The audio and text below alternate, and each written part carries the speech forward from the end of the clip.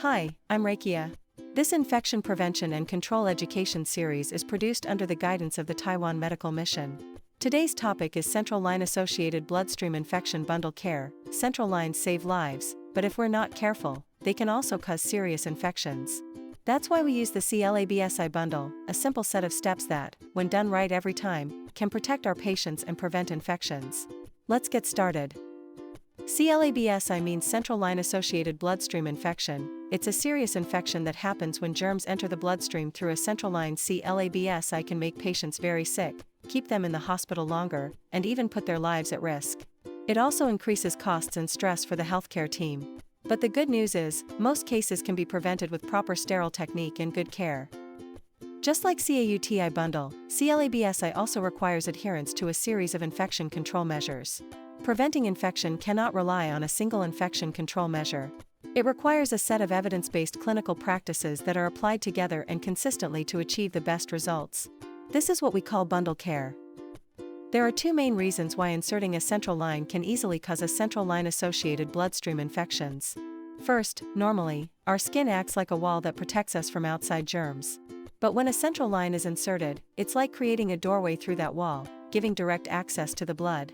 If the door isn't properly locked, for example, if the dressing is loose or sterile technique isn't followed, or someone enters without cleaning their feet, like using unclean hands or equipment, germs can sneak in and cause a serious infection in the bloodstream.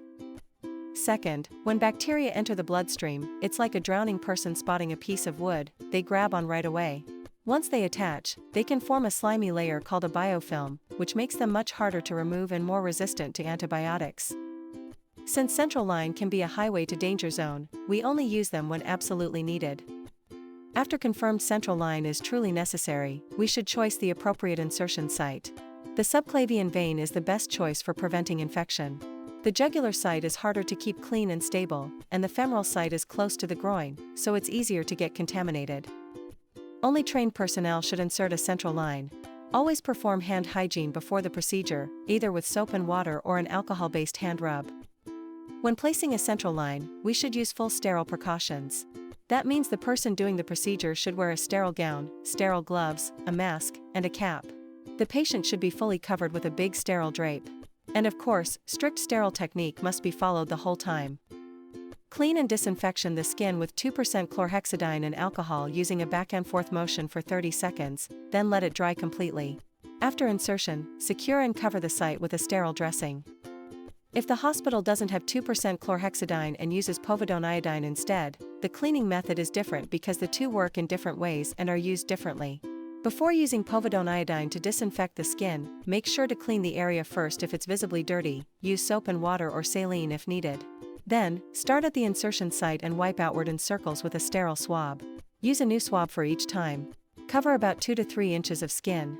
Let it air dry completely for 1 to 2 minutes, because iodine only works well once it's dry. Check daily if the line is still needed. Change dressings regularly, disinfect the site, and monitor for redness or swelling. Let's do a quick review of the CLABSI bundle care. Pre-insertion measures. Insertion protocol. Maintenance care. Stick to every step in the bundle, they all matter. Practice and good training are the best ways to prevent infection. Thanks for doing your part to keep patients safe. If you liked our video, don't forget to give it a thumbs up and share it. We'll keep posting more helpful infection control tips.